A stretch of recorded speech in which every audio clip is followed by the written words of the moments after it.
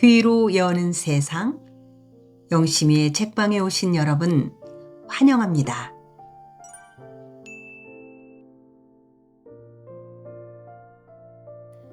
우리는 한승원님의 동학제 제5권을 함께하고 있습니다.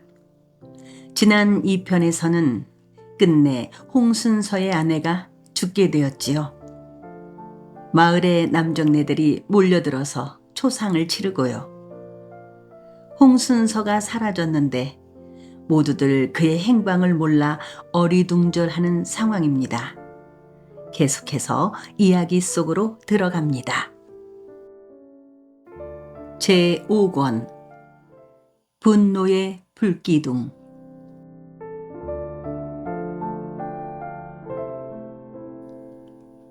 흥정.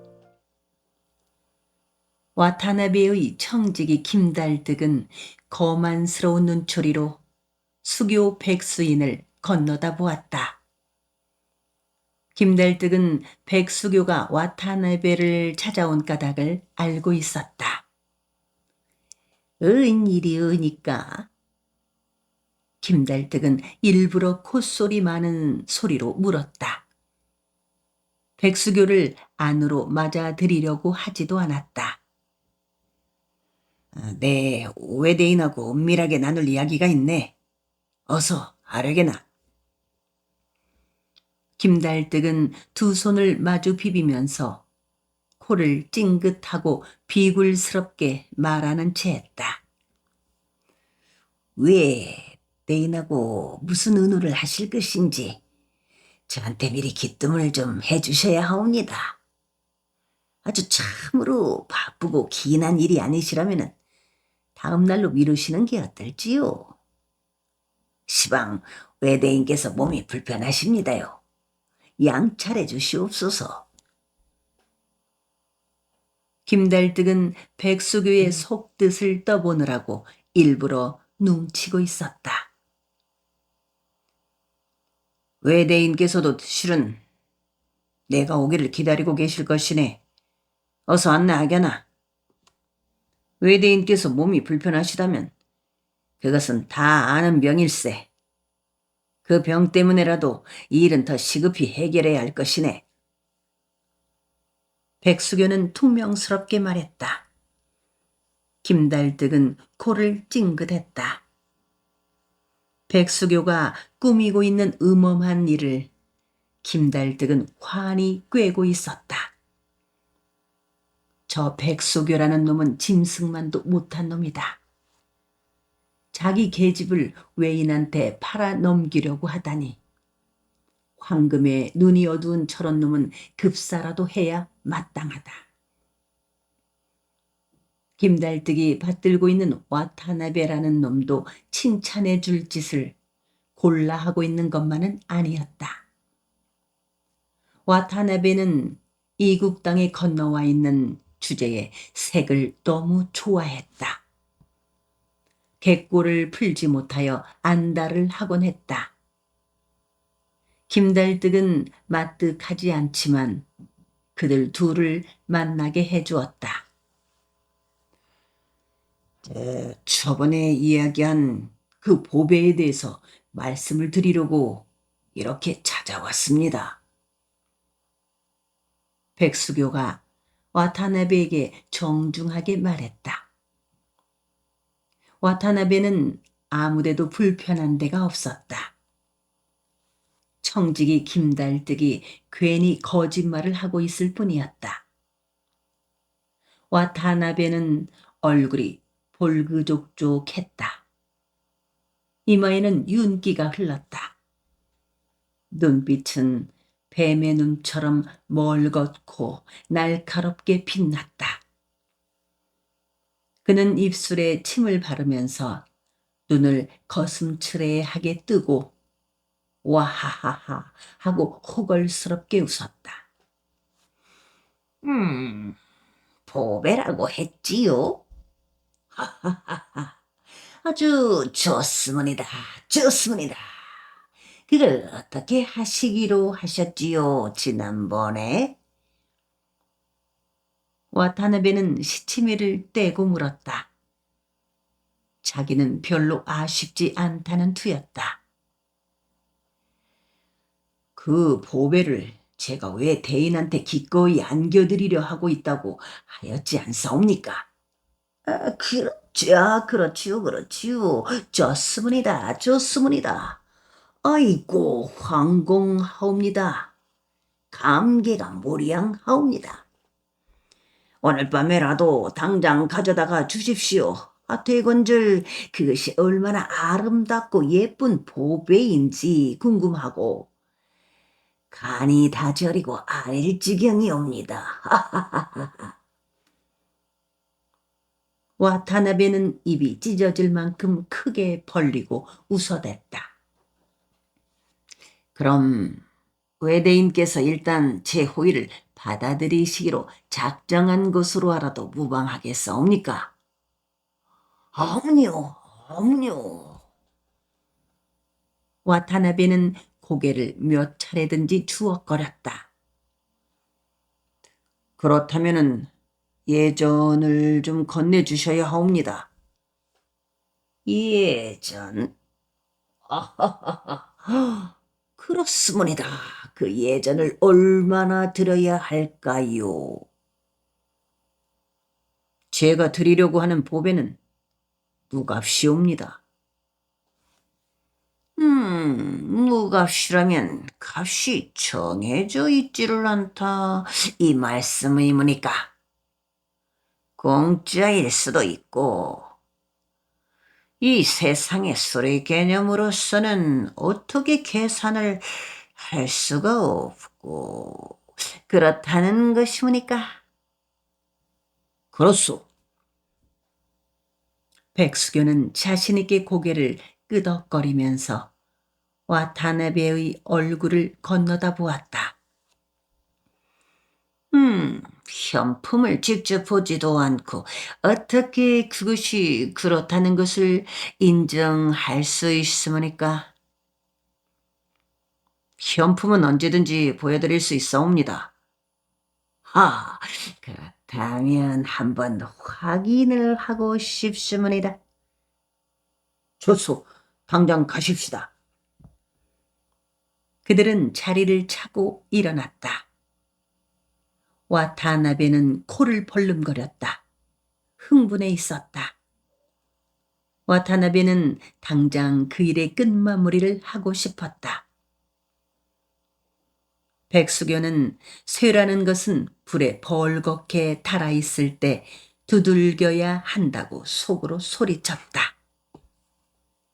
이삐를 숨겨둔 자기의 거처로 와타나베를 데리고 갔다. 새터말 이바위에 누이 이삐는 백수인의 안방 아랫목 구석에 웅크리고 앉아 있었다. 방 안으로 들어서는 두 남정네를 두려운 눈으로 번갈아 보았다. 이삐의 머리칼들은 헝클어져 이마와 볼로 흘러내려 있었다. 얼굴은 하얗고 얼굴의 구멍새들은 뚜렷뚜렷했다. 백치 같은 눈빛에는 귀기가 서려 있는 듯 싶었다. 쪽빛 치마에 흰 저고리를 입은 이삐의 머리카락들, 얼굴의 구멍새들, 작달막한 몸매, 그녀에게서 건너오는 몸내, 그 어느 구석인가가 와타나베의 마음을 단단히 사로잡았다. 와타나베는 가슴이 저리고 아려오는 것을 주체할 수 없었다. 여자는 모름지기 화초라는 것처럼 가꾸기에 달려있사옵니다. 알았습니다. 와타나베는 백수교한테 100원을 주겠다고 제의를 했고 백수교는 고개를 저었다. 200원을 달라고 했다. 와타나베가 너무 고액이라면서 고개를 저었다. 몸을 일으켰다. 마당으로 나갔다. 백수교의 집 마당을 등지고 몇 걸음 걸어가던 그는 과감하게 몸을 돌리더니 좋습니다. 내 큰맘 먹고 200원 드리겠습니다. 하고 소리쳐 말했다. 문초. 수교 백수인은 이삐를 와타네베한테 넘겨주고 나서 부와 혹부리와 함께 술을 마셨다. 이제는 번거지를 쓰고 살지 않아도 된다. 만우한테 굽실거리지 않아도 된다. 이 돈을 가지면 땅을 살 수 있다. 그 땅에서 나오는 도조만 가지고도 넉넉하게 살아갈 수 있었다. 한데 술에 취하자 허전했다. 이삐가 그리워졌다. 이삐의 예쁘장한 얼굴과 보드라운 살이 생각났다. 그녀를 와타나베한테 팔아버린 것을 후회했다. 이삐는 금당댁을 따라 와타나베의 집으로 가면서 백수교를 돌아보고 또 돌아보았다. 이삐도 그새 백수교에게 정이 든 것이었다. 이삐의 작달막하고 곱다란 얼굴과 앙증맞은 흰 몸매를 탐하고 있을 와타나베의 얼굴이 떠오르자 백수교는 몸부림치면서 울부짖고 싶었다. 돈을 되돌려주고 이삐를 물리고 싶었다. 지금쯤 와타나베는 이삐와 몸을 깊이 섞고 있을 터이다. 이삐는 이제 남정네와 몸 깊이 섞는 일에 제법 이골이 나 있었다. 제법 달콤 새콤한 맛을 안 듯 절정에 이르면 짐승처럼 앓기도 하고 흥흥 하고 콧소리를 내면서 몸부림을 치기도 했다. 제대로 먹지 못하던 이삐한테 얼마 동안 끼니 거르지 않고 잘 먹여놓으니 그녀의 몸에 싱싱한 샘물이 오르기 시작했다. 바로 그런 판에 그녀를 팔아넘긴 것이었다. 빌어먹을 돈 때문이다. 돈, 이것이 무엇이더란 말이냐. 백수교는 억울하고 분했다. 문득 화풀이를 할 대상을 찾아냈다. 부와 혹부리를 데리고 옥으로 갔다. 자기가 이삐를 넘기게 된 것 동학괴수 홍순서 때문이기라도 한 듯 그는 홍순서에게 분풀이를 할 참이었다. 백수교의 가슴에는 커다란 구덩이 하나가 패여 있었다. 그 구덩이에서 아픔이 솟구쳐 올라왔다. 그 아픔이 그를 못 견디게 했다. 그 허전한 아픈 구석을 화풀이로써 치유하고 싶었다. 두들겨 패고 찢어대고 걷어차고 짓밟아대고 씹어대고 싶었다. 잃어버리고 나니까 이삐는 정말로 자기에게 보배인 듯 싶었다. 벙어리인데다 바보 천치인 이삐는 그에게 귀찮은 존재만은 아니었던 것이다. 상실감이 그를 실성한 사람처럼 들썩거리게 했다. 백수교는 누더기를 뒤집어 쓴 채 자고 있는 옥사장 두 놈을 발길로 걷어차 깨웠다. 이런 개 같은 놈들, 바늘 서지도 않고 잠만 자. 이놈들 어디 한번 죽어봐라. 혹부리도 그들을 걷어찼다. 엉덩이를 걷어차인 작달막한 옥사장이 혼겁을 했다. 두 손을 싹싹 비비면서 잘못했노라고 말했다. 아이고, 수견아리, 한 번만 눈을 좀 감아주십시오. 눈을 감지 않고 잠시 눈썹만 붙이자고 했는데 그냥. 백수교는 그 작달막한 옥사장에게 명령을 했다. 형틀을 차리거라. 내 오늘 밤 죄인을 친히 국문을 할 것이니라. 뒤따르는 혹부리가 아직도 깨어 일어나지 않고 있는 다른 옥사장의 엉덩이를 걷어찼다. 자고 있는 옥사장은 모로 돌아누우면서 거꾸리다 이놈. 이제야 초저녁인데 벌써 깨우냐. 나는 삼태성이 중천에 오를 때까지 번을 서야 한단 말이여. 하고 말을 하면서 몸을 웅크렸다. 거꾸른 자고 있는 옥사장의 옆구리를 꼬집어 뜯으면서 숙여 나으리 오셨단 말이다. 하고 흔들어 깨웠다. 혹부리가 다시 자고 있는 옥사장의 엉덩이를 걷어찼다. 그 옥사장이 엄살을 부리면서 일어났다. 그 옥사장은 키가 껑충하게 컸다. 백수교는 껑충하게 큰 옥사장에게 형구를 차리라고 소리쳐 말했다. 껑충한 옥사장은 백수교한테 굽실거리면서 안 됩니다. 만호 장군 나으리 명이 없으면 국문을 할 수 없사옵니다요. 하고 말했다. 내 이놈, 누가 앞에서 주둥아리를 놀리느냐. 혹부리가 껑충한 옥사장의 정강이를 걷어찼다. 그 옥사장이 정강이를 부둥켜 안고 죽는 신용을 했다. 작달막한 옥사장은 자기도 정강이를 차일까 싶어서 서둘러 홍순서를 끌어냈다. 홍순서는 포박된 채로 칼을 쓰고 있었다. 회령진의 옥은 허술했다. 겨우 잡범 대여섯 놈쯤을 가두어 놓을 수 있을 뿐인 옥이었다. 옥 밖에는 자그마한 마당이 있고 그 가장자리는 8척이 약간 넘는 흙담이 둘러쳐져 있었다.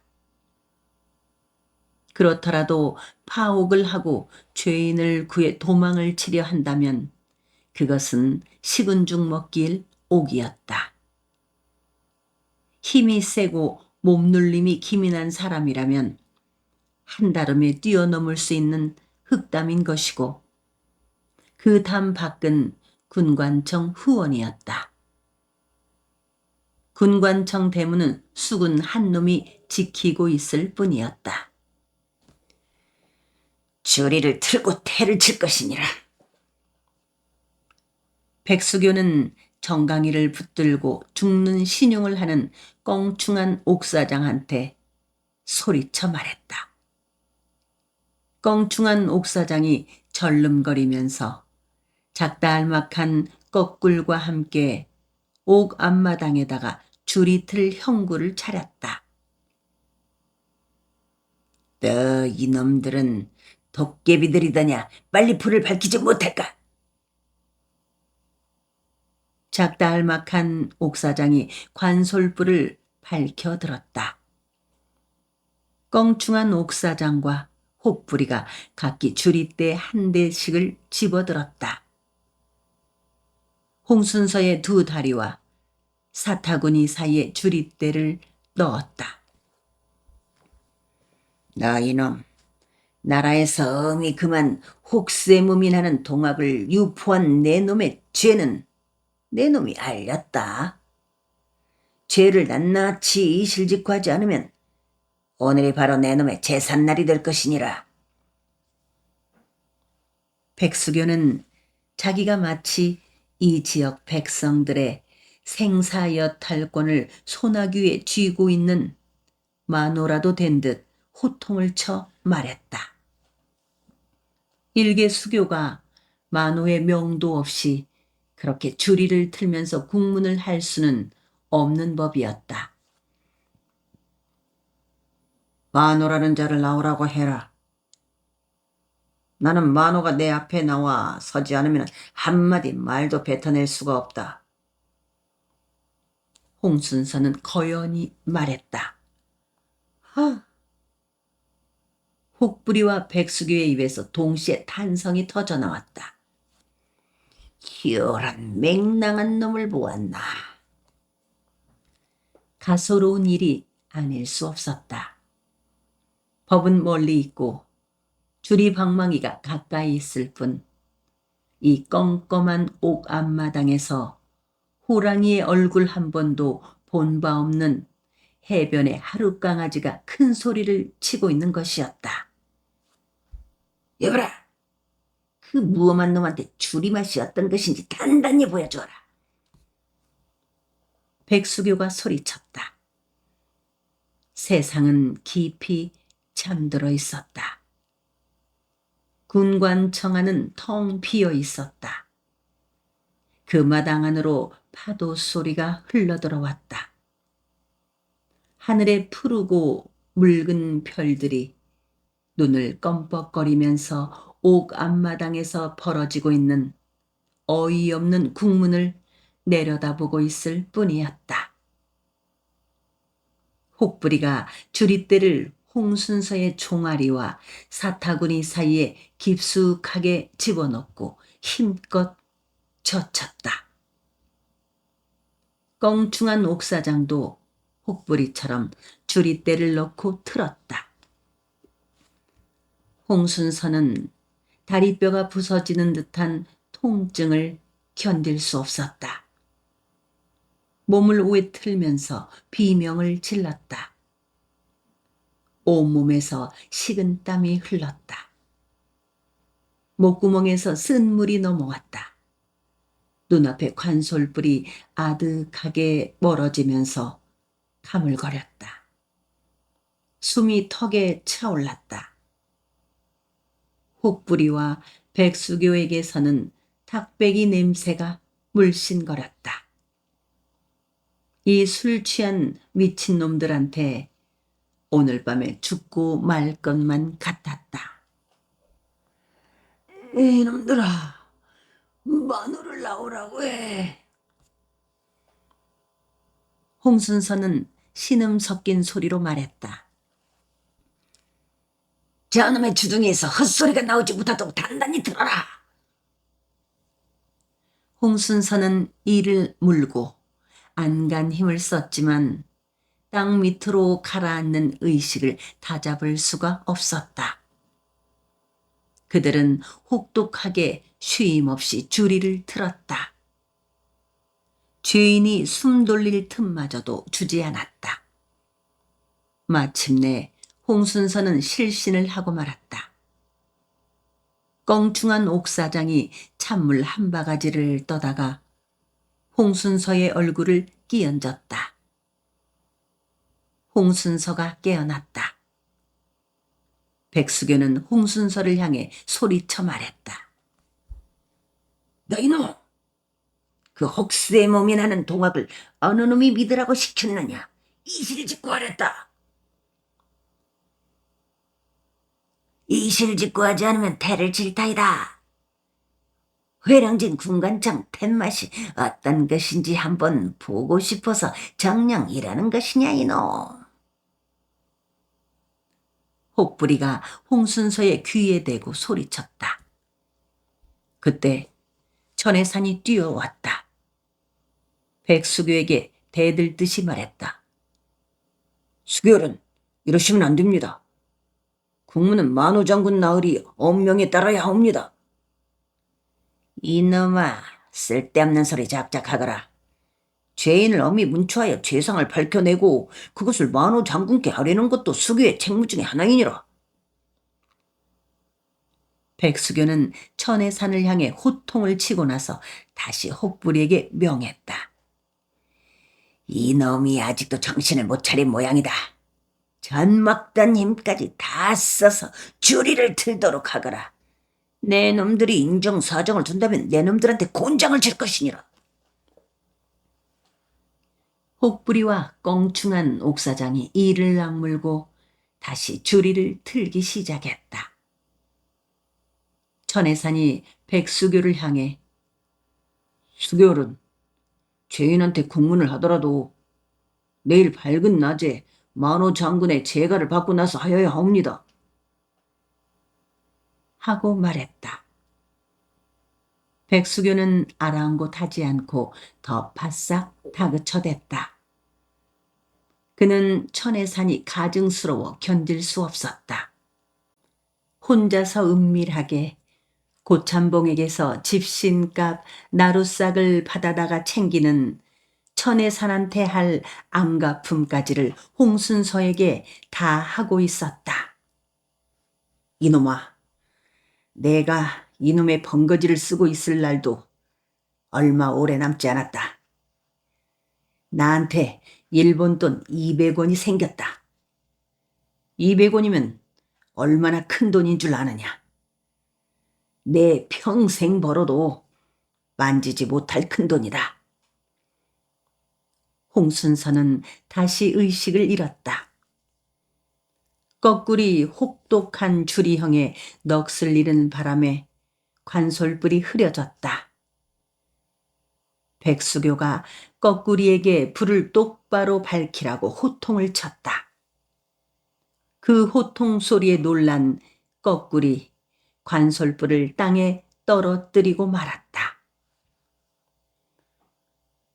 어둠 속의 거룻배. 그 무렵 장산말 앞바다에서는 거룻배 두 척이 회령진 군관청을 향해 떠오고 있었다. 그 거룻배에는 이공빈, 홍마당쇠, 김동만, 김육손과 양기두가 타고 있었다. 그들은 김닷줄의 통기를 받고 홍순서를 실러가는 것이었다. 김닷줄이 이공빈에게 전해준 말은 군관청 앞 자갈밭에 배를 대면 천혜산이 홍순서를 풀어 내보내주겠다는 것이었다. 그들 사이에서는 논의가 분분했다. 천혜산이 정말로 홍순서를 풀어줄 것인가? 혹시 천혜산이라는 놈이 도인들을 제발로 군관청에까지 걸어 들어오게 해가지고 모두 포박을 해버리려고 수작을 부리는 것이 아니겠는가? 그렇지만 나룻머리 김닷줄이 워낙 단단히 이루고 갔으므로 그들은 일단 천혜산의 은밀한 통기를 믿기로 하고 그렇게 나선 것이었다. 그러면서도 그들은 만일을 대비하여 도둑골에 숨겨놓은 환도와 창들을 배에 싣고 갔다. 수군들이 덤벼들면 그들을 찌르고 베일 참이었다. 한데 이날 밤 군관청의 모양새는 김닷줄이 전한 말과 많은 차이가 났다. 군관청 뒤뜰의 옥 주변에서 불구죽죽한 화강이 새어나왔다. 거기에다가 이상스러운 수론거림까지 있는 듯 싶었다. 이공빈 일행은 물결 헤치는 소리를 내지 않기 위해 천천히 조심스럽게 노를 저었다. 군관청 가까이 이르렀을 때 그들은 아스라하게 들려오는 비명소리를 들었다. 태를 치거나 곤장을 치거나 주리를 틀고 있을 때에 죄인이 못 견뎌 외치는 비명소리인 듯 싶었다. 홍순서 말고 누가 저렇듯 국문을 당하고 있을 것인가? 거룻배 안의 사람들의 가슴은 얼음처럼 굳어졌다. 아무래도 천혜산한테 속은 듯 싶었다. 구림에 간 주역부는 어떻게 되었는고? 시방 이리로 오고 있는지 모르네. 이난이 화승총을 많이 구두개다가 놓고 도인들한테 조련을 시킨다고 들었네. 이난이 나서면 금방 구출해낼 것이네. 그러니까 그랬으면 얼마나 좋을 것인가. 홍마당쇠가 입술을 빨았다.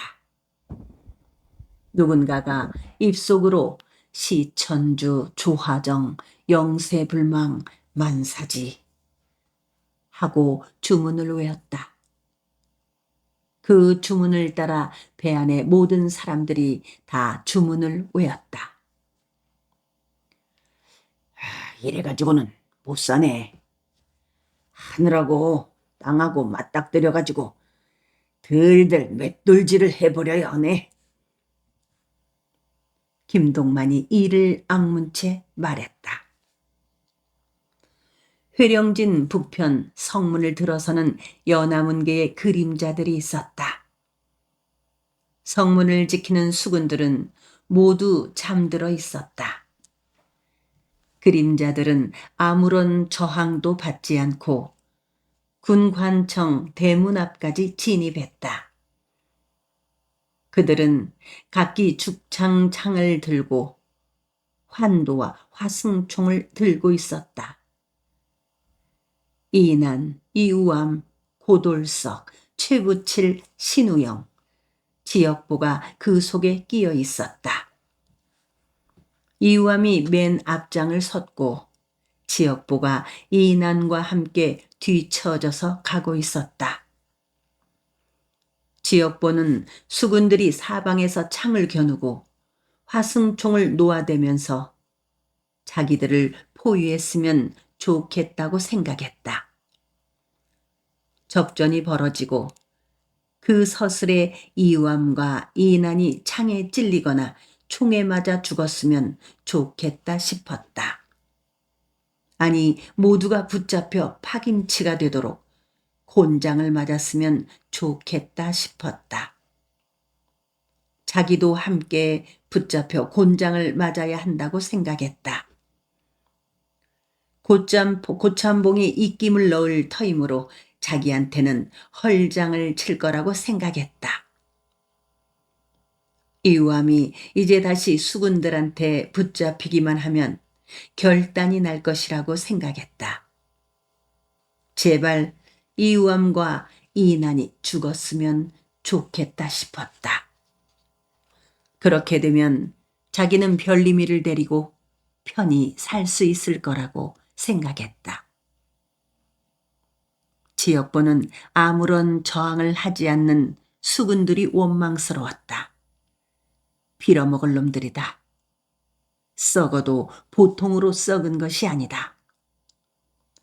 대흥 구림의 도인들은 군관청을 둘러쌌다. 옥의 드높은 담장을 뛰어넘을 태세를 취했다. 이우암은 유유히 군관청 대문간 안으로 들어갔다. 군관청의 문지기가 앞장서서 오는 이우암에게 창을 겨누면서 누구냐? 군호를 대라! 하고 소리쳤다. 이우암이 날듯이 달려들어 문지기를 한다름에 발로 걷어차버렸다. 쓰러진 문지기가 들쥐 새끼처럼 어둠 속으로 도망질을 쳤다. 동시에 도인들이 옥 앞에 마당으로 달려들었다. 어떤 무엄한 놈들이냐? 혹부리가 그들을 향해 호통을 쳤다. 껑충한 옥사장이 몰려든 도인들을 보고 꽁무니를 뺐다. 이우암이 백수교한테 창끝을 들이댔다. 천혜산이 혼겁을 한 채 옥 안으로 도망쳐 들어가 버렸다. 이인하는 잘 되었다고 생각했다. 환도 끝을 백수교의 목에 겨누고 도인들에게 말했다. 이 장교 나으리를 정중하게 옥 안으로 모셔들이시게나. 옥사쟁이들도 고이 모셔드리고. 너 역적놈들, 여기가 어디라고 감히 들어와서 이 망나니 짓을 하려드는 것이냐. 백수교는 턱을 떨면서 말했다. 혹부리는 호랑이를 보고 넋이 나가버린 강아지처럼 몸을 움츠린 채 부들부들 떨기만 했다. 이나는 백수교를 향해 뒤로 물러서라는 듯 턱짓을 했다. 그때 작달막한 옥사장이 거꾸리 얼떨결에 관솔불을 땅에 떨어뜨렸다. 옥 앞마당이 껌껌해졌다.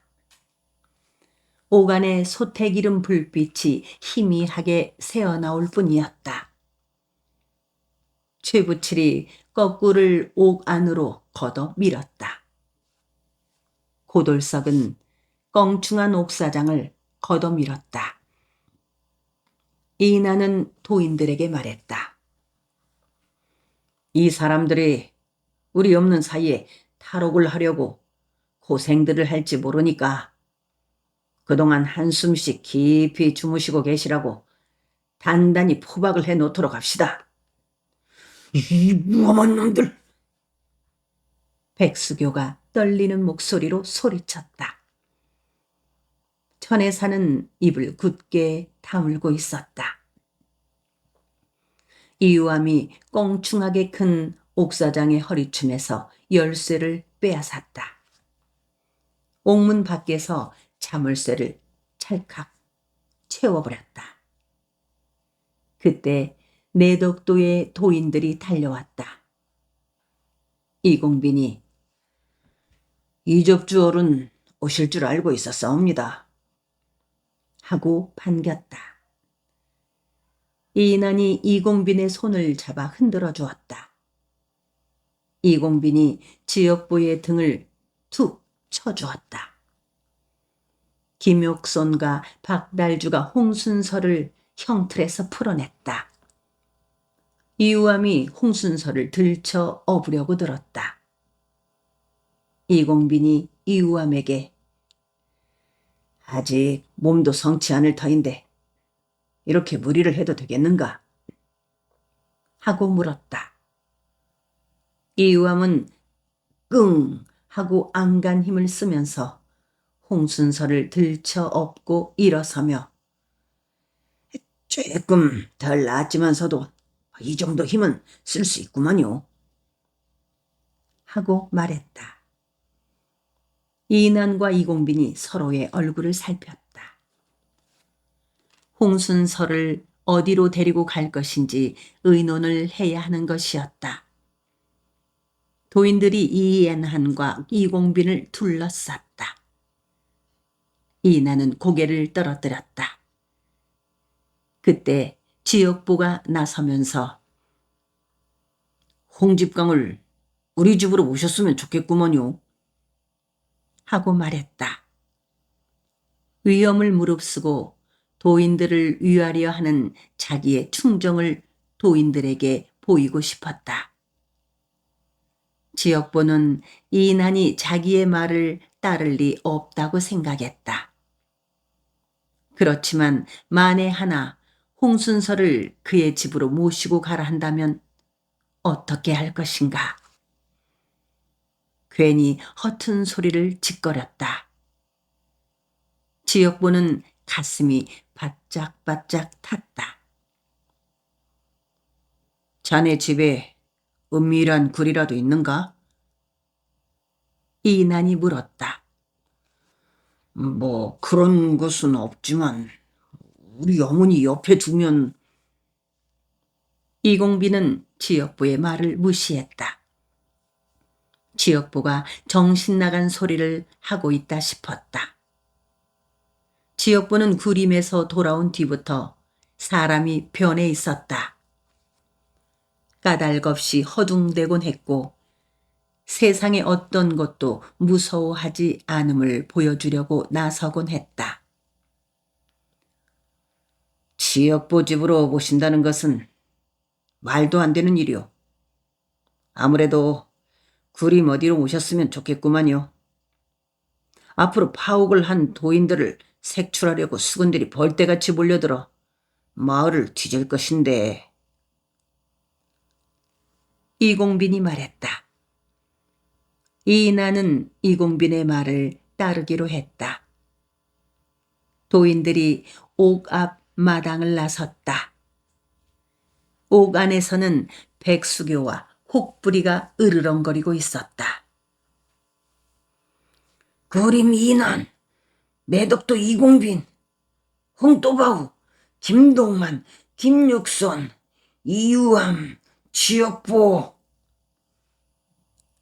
혹부리가 줄줄이 이름을 외어댔다. 내 놈들은 이제 세상을 살았다고 할 것이 없게 되었느니라. 혹부리는 취기 어린 소리로 소리쳐댔다. 천혜사는 혹부리의 등 뒤에 몸을 숨긴 채 이공빈의 얼굴을 보았다. 이공빈의 눈길이 재빨리 천혜산을 향해 날아왔다. 어떤 의미인가가 담겨있는 눈길이었다. 천혜산은 재빨리 그들을 등지고 돌아섰다. 도인들이 백수교나 혹부리나 옥사장이들한테 어떠한 위해도 끼치지 않고 순순히 홍순서만 데리고 가는 것은 자기가 이공빈한테 통기를 해준 때문이라고 생각했다. 생각을 하면 사타구니께가 간질간질했다.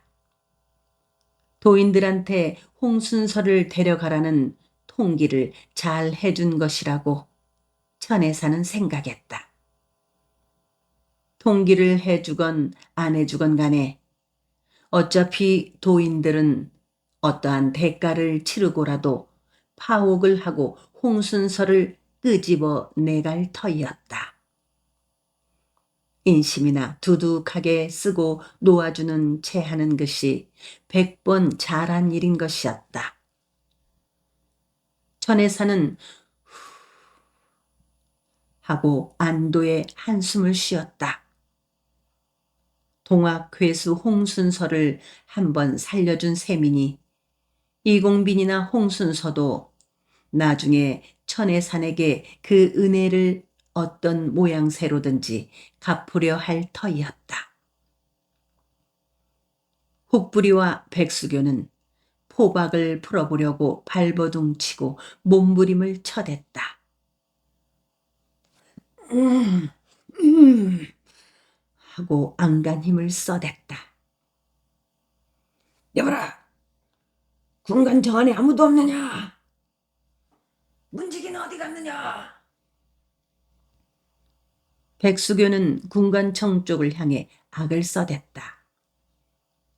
도인들이 사라져간 뒤로 한식경이 지난 다음에야 도망갔던 군관청의 문지기 수군 하나가 돌아와서 조심스럽게 그들의 포박을 모두 풀어주었다.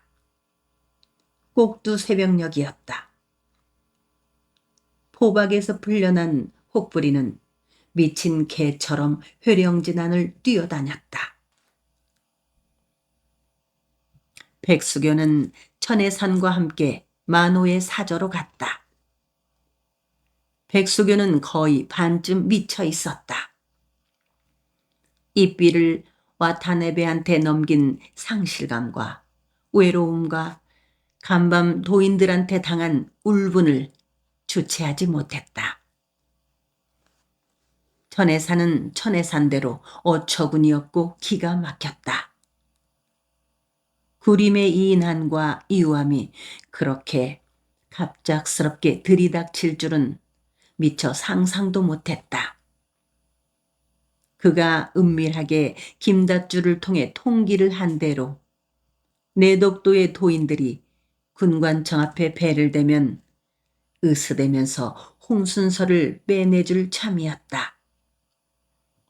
홍순서한테 자기의 공치사를 단단히 해놓을 참이었다. 어느 날 문득 세상이 바뀌어 동학 도인들이 회령진안을 노도처럼 휩쓰는 일이 생길 경우를 대비하기 위한 것이었다. 한데 이인한이 나타남으로써 자기의 계략이 빛을 잃고 말았다. 만호는 기생연월이를 아는 채 자고 있었다. 장군 나으리, 저 백수교입니다. 백수교는 억분 맺힌 목소리로 아뢰었다. 그는 부들부들 떨고 있었다. 방 안에서는 아무런 기척이 없었다. 만호는 비몽사몽간에 밖에 소란을 들었다. 그는 새벽녘에 기를 모아 기생 연월이의 몸을 한 차례 탐하고 난 뒤 깊은 잠에 빠져 있었다. 그 달콤한 잠에서 깨고 싶지 않았다. 백수교의 말을 듣고도 만호는 내내 눈을 감고만 있었다. 급히 아뢰옵고 처결하지 않으면 안 될 일이 있어옵기로 전 장교하고 함께 달려왔사옵니다. 그래, 무슨 일이 그렇게도 급하더란 말이야. 만호는 깊이 잠긴 소리로 퉁명스럽게 호통을 치듯이 말했다. 기생 연월이가 알몸을 웅크리면서 그의 품 깊숙한 곳으로 파고들어왔다. 만호는 연월이를 끊어 안으면서 귀를 밖으로 내보냈다. 어제 잡아들인 죄인 홍순사란 자가 도망을 쳤사옵니다. 대흥과 제도면 일대의 동학패들이 몰려와서 파옥을 하고 그 죄인을 데려갔사옵니다. 이는 필시 위로는 상감을 능멸하고 아래로는 만호 장군님을 없이 여기는 무엄한 짓이라 아니할 수 없사옵니다. 저 동학패들을 화승총을 가지고 있을 뿐만 아니라 창과 칼들을 가지고 있었사옵니다.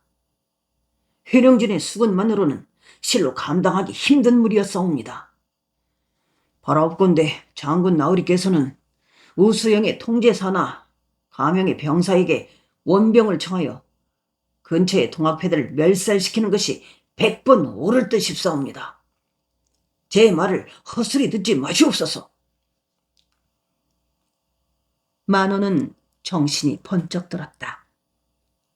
제도면의 동학패들이야 문제될 것이 없지만 대흥 구림의 동학패들이 무서운 존재였다.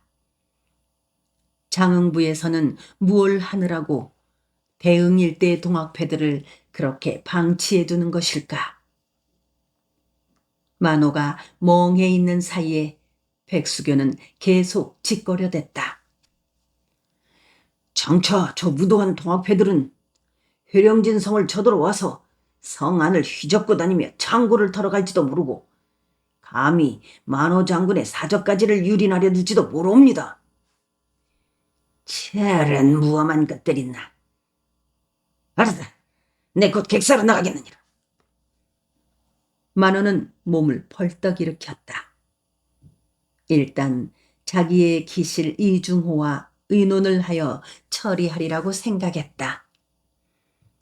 기실 이중호가 기거하는 옆방에서는 아무런 기척도 없었다. 기실 이중호는 만호의 정사에는 관심이 별로 없었다. 이중호는 풍월밖에 모르는 매우 깨끗하고 허량한 위인이었다.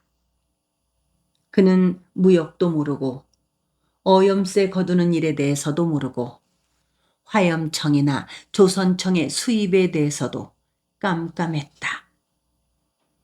그는 다만 선비들과 풍월하는 때에 쓰는 기실일 뿐이었다. 그렇기 때문에 이중호가 이런 위급한 때에 무슨 좋은 수를 말해줄지도 모르는 것이었다. 기생연월이는 재빨리 그의 품에서 빠져나가서 벗어두었던 치마와 저고리로 알몸을 감쌌다. 백수교는 겁이 많은 위인으로 소문이 나 있사옵니다. 멀리 우수영이나 가명에까지 장계를 올리고 원군을 청할 것이 없사옵니다. 근동의 동학패들이라는 것들은 오합지졸이 아니겠사옵니까? 그들을 보고 원군을 청한다는 것은 마치 모기를 보고 칼을 뽑는 것에 지나지 않사옵니다. 회령진 수군들도 한데 모아놓으면 막강한 군사들이 옵니다. 성 지키는 수군들, 군관총, 장관청 수군들, 병선 타고 순시 도는 수군들, 노군들, 화염청이나 조선청의 수군들을 한데 모아 보시옵소서. 그래도 부족하면 유림들로 민보군을 만드시옵소서. 명색이 수군들이고 기계가 무쇠같이 단단하고 유림들이 오는데 오합조질인 동학패들에다가 견주겠사옵니까? 그들을 한데 모아 이끌고 먼저 이 근동의 제도면 일대, 특히 말썽 많은 내덕도부터 휩쓸어 버리시옵소서. 만호 장군 나으리의 위엄을 보이기 위해서라도 내덕도 일대를 파김치로 만들어 버리는 것이 옳을 듯싶사옵니다. 동학패들은 애초부터 설 건드리지 마시옵고 아주 뿌리를 파헤쳐 버려야 합니다. 잡아다가 호되게 다루면 나도 동학에 들어갈까 하고 생각을 했던 자들이 동학패들을 외면하게 될 것이고 동학에 들어가 있던 자들도 떨어져 나갈 것이옵니다. 기생연월이는 일사천리로 쫑알거렸다. 만호는 그녀의 말들이 모두 옳다고 생각했다. 기생연월이가 허리에 치마를 두르긴 했지만 매우 명석하다고 그는 탐복했다. 오냐 오냐, 내 분명히 내 말대로 하겠노라. 만호는 기생연월이의 등을 두들겨 주었다. 그는 기실의 조언을 듣고 말고 할 것도 없다고 생각했다. 객사로 나간 만호는 그의 옛된 기생이 말을 한 대로 일거의 내덕도부터 휘저어버리라고 엄명을 내렸다. 거사에는 때가 있는 법이다. 당장 회령진 안에 모든 수군들을 끌어모으도록 하라. 화염청 군사, 조선청 군사, 성문지기, 병선수군, 병선노군들을 총망라하도록 하거라. 이 미명을 기해서 동학패들을 한나도 빠짐없이 잡아 끌고 와서 아주 파김치를 담궈버리도록 하거라. 이 엄명은 곧 상감의 엄명임을 명심하렸다. 기실 이중호가 등 뒤에서 걱정스러운 목소리로 속삭이듯이 말했다. 이중호는 한만호의 고종 사촌 동생이었다. 장군 나으리, 손자가 말하기를 모름지기 싸움에서는 싸우지 않고 이기는 것이 그중 최상이라고 하였사옵니다. 싸움은 함부로 쓰는 것이 아니라고 하였사옵니다. 만호는 기실 이중우의 말을 아랑곳하지 않았다. 회령진 병선이 모두 동원했다. 거기 타고 있던 수군들과 화염청 수군들과 조선청의 수군들과 수성 수군들을 한꺼번에 출동시켰다. 하기는 그래 보아야 수군이 겨우 80여 명일 뿐이었다.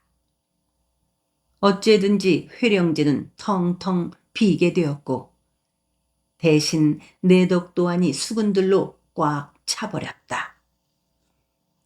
수군들은 세 대로 나누었다. 한 대는 부장이 인솔을 하여 제를 넘어가고 다른 한 대는 백수교가 이끌고 장산뜸을 돌아가고 또 다른 한 대는 천해산이 이끌고 땅머리를 거쳐서 갯마을 쪽으로 달려갔다. 수군들은 어느 집이 동학에 들었으며 어떤 자가 괴수인지 전혀 알지 못했다. 그들은 가두어 놓았다가 풀어놓은 야수들 같이 닥치는 대로 뛰어들어서 노략질을 하고 부녀자들을 희롱하곤 했다. 그들이 노리는 것은 군포요, 고기자반이요, 미역다발이요, 치마 속에 감춰져 있는 여자들의 부드러운 알몸들 뿐이었다. 백수교는 이날의 출동에서 지난번처럼 큰 고기 하나를 낚을 셈이었다. 지난번에 얻은 이바우의 누이 이삐보다 더 예쁘고 참한 첩 하나를 주어갈 참이었다. 백수교는 다른 마을을 거쳐서 새터말로 달려갔다. 새터말에는 이미 부장의 수군들이 들어와 있었다. 부장은 마을 사람들을 개미 새끼 하나도 빠짐없이 모두 사장 바닥에 모아놓았다. 그리고 마을의 모든 집들을 발칵 뒤지게 하였다. 장교들은 동학 도인들인 듯 싶은 남정네나 안악들을 끌어내놓고 이실직고 하라고 다그쳤다. 한 수군이 골목길에서 한 남정네를 창대 궁둥이로 찢고 발로 차고 짓밟아댔다. 두들겨 맞는 남정네는 비명 한 번도 지르지 않고 두들겨 패는 대로 맞고만 있었다. 그 남정네는 상여집에서 기거하는 만수였다. 마을 사람들 가운데서 어느 누구도 만수가 실성한 사람이라는 것을 말하려 하지 않았다. 한데 마을 사람들 가운데서 고이철이 일어섰다. 만수를 짓밟아대는 수군에게로 갔다. 여보시오, 이 사람은 정신이 성한 사람이 아니오. 그 수군은 만수 대신 고이철을 창대 궁둥이로 쥐어 지르면서 나는 무엇이 이놈 뭐야? 하고 소리쳤다. 나는 고천봉의 자식이오. 수군이 양순하지 못한 눈짓으로 고이철의 위아래를 뜯어보았다. 양반의 자제라면 여기는 뭘 하러 나왔어? 이 개투성이들한테 한 그물에 쌓여 맞아 죽기 전에 얼른 댁으로 돌아가 버리시오. 옆에 덩치 큰 수군이 무뚝뚝하게 말을 하고 다른 만만한 사람을 잡아 족치려고 달려갔다. 너 이년, 내 아버지가 동학회수가 틀림없으랬다. 백수교는 소복을 하고 있는 순실이를 외다른 집에 단모퉁이로 끌고 가서 닥달하고 있었다. 순실이는 대숲 속의 집에서 뒤늦게 백수교가 이끈 수군들한테 끌려왔던 것이다. 그녀는 두 손으로 얼굴을 가린 채 울기만 했다. 백수교가 노린 것은 순실이의 미색이었다. 백수교는 그녀가 홍순서의 딸이라는 것을 알고 나서 더욱 엄하게 닥달을 하였다. 그는 하고 헛목을 다듬었다. 그의 입안에 군침이 돌았다. 그녀를 회령진으로 끌고 갈 생각이었다. 옥에 가두어 두었다가 밤에 슬쩍 끌어다가 회를 처먹어버릴 심산이었다. 얼마쯤 데리고 있다가 와타네베한테 넘기면 돈이 제법 될 듯 싶었다. 백수교는 이삐를 첩으로 데리고 살다가 일본인 와타나베한테 넘기고 나서 굉장한 진리 하나를 터득했다. 재물이라는 것은 별것이 아니다. 재물을 모으기는 손바닥을 엎는 것만큼이나 쉬운 일이라고 그는 생각했다. 사람들 속에 있던 고이철은 백수교의 음험한 뜻을 알아차렸다. 그는 두려워하지 않고 백수교에게로 다가가서 말했다. 이 처자는 동학회가 아닙니다. 자기 아버지 홍순서하고는 아무 상관도 없습니다. 백수교가 험상궂은 얼굴을 한 채 고이철을 노려보았다. 골자는 무엇이여? 너도 끌려가고 싶으냐? 나는 고참봉의 자식이요. 이 처자는 나하고 백년가약을 맺기로 약조를 한 여인이요. 백수교가 고이철의 행색을 뜯어보았다.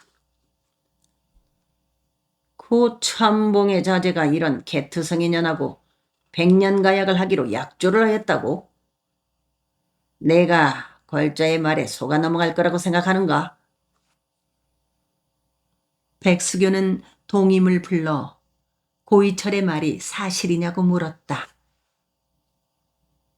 동임 김동수는 얼떨결에 고개를 끄덕거리고 나서 백수교에게 귀옛말을 해주었다. 백수교는 동물 어린 눈길로 고이철의 위아래를 훑고는 쓴 입맛을 다시면서 순실이를 놓아주었다. 순실이는 서럽게 울어대면서 사람들 속으로 들어갔다. 그녀의 오랍동생 순구와 순칠이가 달려와서 그녀를 얼싸안았다. 마을 사람들 속에는 손영철, 지역보, 최돌수 애들이 숨을 죽이고 있었다. 천에 사는 이바울을 앞세우고 다니면서 도인들을 가려내려고 했다. 이바울은 난처했다. 생각 같아서는 동학에 들어있는 사람들을 다 말해주고 싶었지만 참았다. 한결같이 동학에 든 사람이 아니라고 고개를 저어주기만 했다. 천혜산도 이바우가 그렇다는 것을 알고 있었다. 그는 이번 동학도인 색출의 일을 형식적으로 두리뭉실하게 넘어가고 싶었다. 그는 자기의 부하들한테 너무 혹독하게 하지 말라고 당부를 했다. 그렇지만 부장이나 백수교의 휘하 수군들은 혹독하였다. 그들은 자기들의 눈에 약간만 거슬려도 장대 궁둥이로 찍고 쥐옷 바르고 발길로 걷어찼다. 너 이놈들 디딜방아 만들어서 상감과 만호장군님을 음해하고 혹세무민하는 동학을 믿으면 어떻게 된다는 것을 보여주려고 왔다. 부장은 높은 곳에 올라서서 소리쳐서 말했다. 나는 착하게 자기의 생업에 충실한 백성은 어디까지나 성심성의껏 보호해 줄 것이지만 상감과 만호장군을 능멸하고 혹세무민하는 동학을 따르는 자들은 여지없이 징치를 할 것이니라. 그때 큰 골목길에서 하얀 도포자락이 모습을 나타냈다.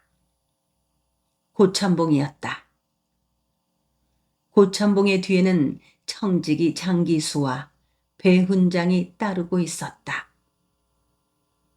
고참봉의 의젓한 행차를 알아차린 수군들이 하나씩 둘씩 두들겨 패던 일을 멈추었다. 부장과 백수교와 천혜산도 고참봉을 향해 몸을 바로 세웠다. 고참봉은 천천히 부장 앞으로 갔다. 부장이 낮은 곳으로 내려와서 고참봉에게 고개와 허리를 약간 숙여주었다. 고참봉은 부장에게 고개를 몇 차례 끄덕거려 주었다. 아이고, 모든 것이 내 부덕한 소치요. 내 아래 것들을 통해 부장이나 수교들이 원행을 하여 수고를 하고 있다는 말을 다 듣고 있소. 앞으로는 내가 다 알아서 조치를 취할 것이니 이만 돌아가 주기를 바라오. 내 1차 만호장군께 건너가서 사죄를 하리다. 내 일간 집신값이나 나로상은 서운치 않게 아래 것들을 통해 전해드리도록 하겠소. 여부가 있겠사옵니까? 부장은 머리를 깊이 떨어뜨려 주고 나서 수군들을 향해 소리쳐 말했다. 네, 고참봉 어른의 말을 따르겠노라. 당장 회군하도록 할 것이니라. 그리고 손톱만큼의 민폐라도 끼쳐서는 안 될 것이니라. 거역하는 자는 군율에 따라 엄히 징치할 것이니라. 명심하랬다. 부장의 코는 주독으로 빨갰다. 그에게서는 간밤에 마신 닭배기 냄새가 물씬 풍겨오곤 했다. 부장의 엄명에도 불구하고 수군들은 자기들이 노략질한 군포와 자반들을 안고 지고 돌아들 갔다. 큰 동네와 장산뜸과 덕산뜸과 갯마을들을 휘젓고 다니면서 군포와 고기자반을 노략질해 갔다. 새악시들과 처자들을 희롱하고 닭이나 개를 잡아가기도 했다. 이날 해여름에 덕산뜸 앞에 조선청과 화염청과 회령진 북편의 마장골과 성문 밖에서는 개와 닭털 뜯어 그을리는 연기가 피어올랐고 군관청 장관청의 가마솥에서는 고기 고는 냄새가 진동했다. 수군들은 밤새도록 고기 안주를 놓고 술을 죽이면서 노래하고 춤들을 추어댔다.